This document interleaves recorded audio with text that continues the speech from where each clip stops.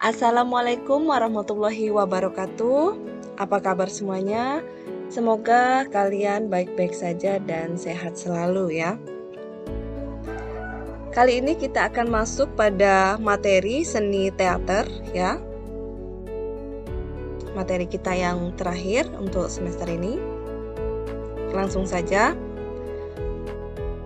Kita akan mulai dari pengertian teater itu sendiri ya.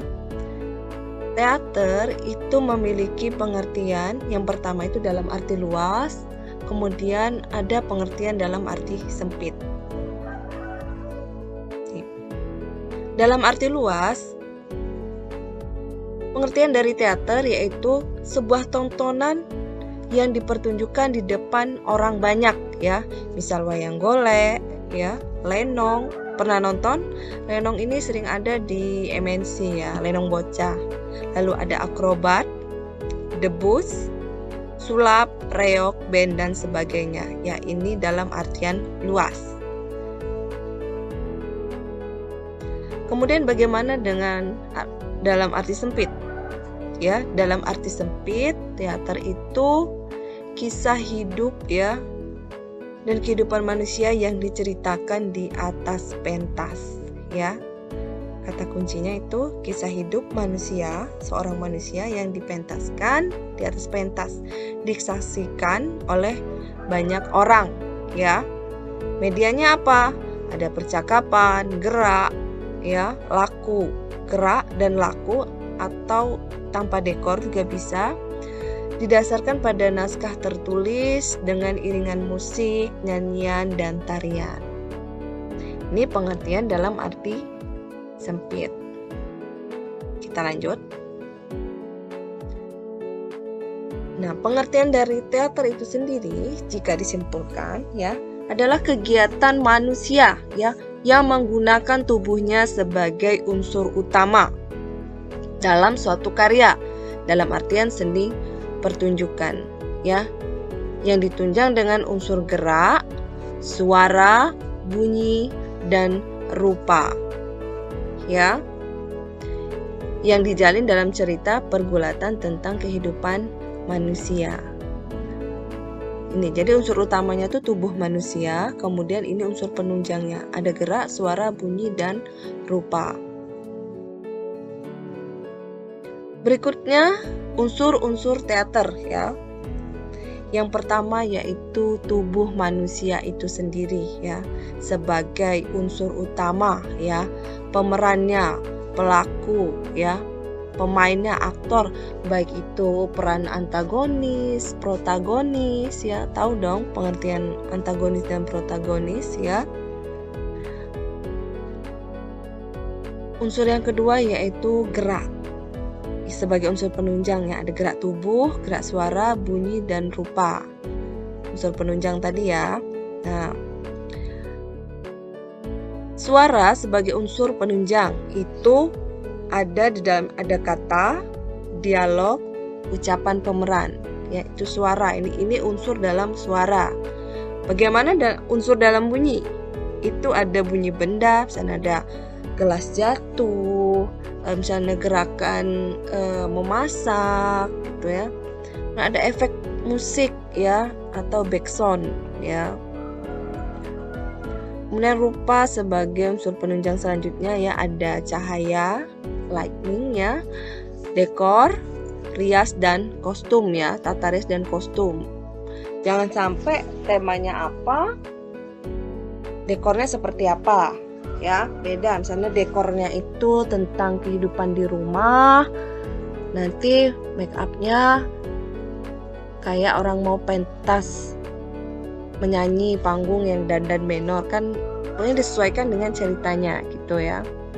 Kemudian unsur selanjutnya yaitu lakon ya, sebagai unsur penjalin ya, lakon unsur penjalin dari cerita maupun non cerita ya, fiksi dan narasi lakonnya ya, actingnya.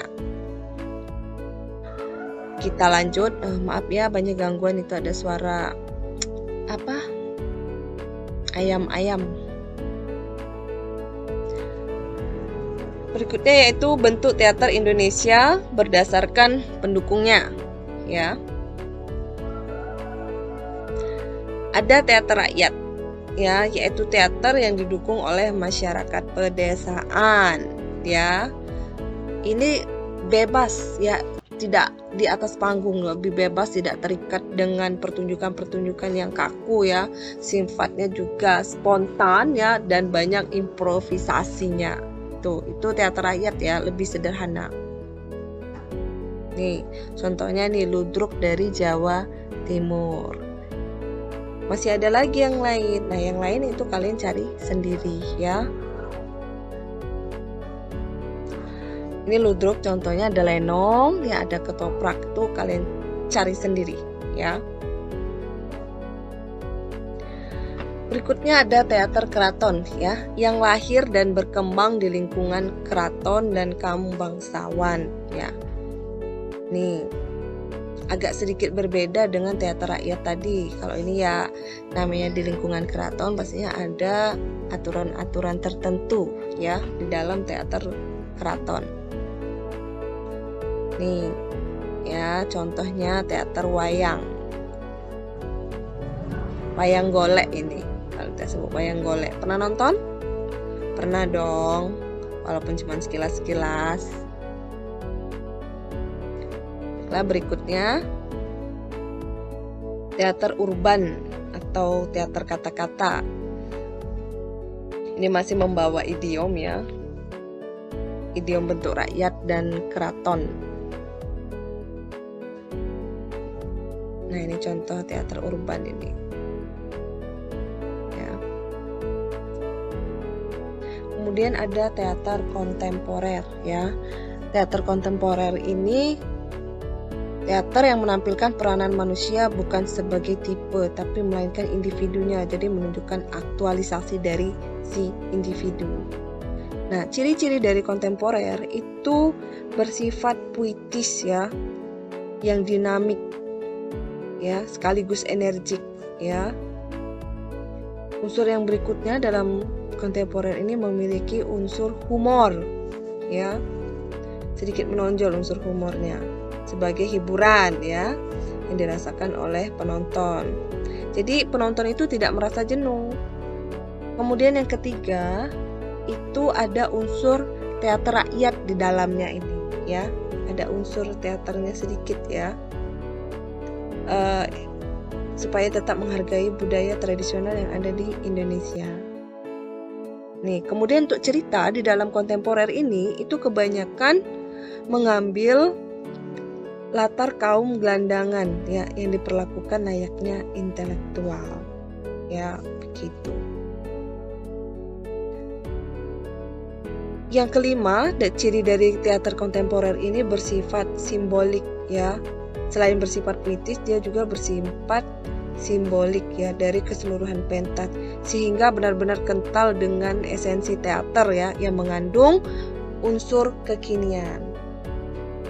Nah, yang terakhir, cirinya sutradara itu lebih mendominasi dalam teater kontemporer ini, ya. Dalam teater ini itu tidak disarankan, ya, disarankan itu tidak mengharapkan peran aktor yang menonjol. Jadi sutradara itu lebih mendominasi sehingga mainnya memang berbeda dan pastinya penampilannya sedikit lebih unik, gitu. Itu untuk teater kontemporer. Nah, ini contohnya, ya. Kalian juga bisa melihat contoh-contoh lain di YouTube. Sekarang referensi sudah banyak. Baiklah, sekian.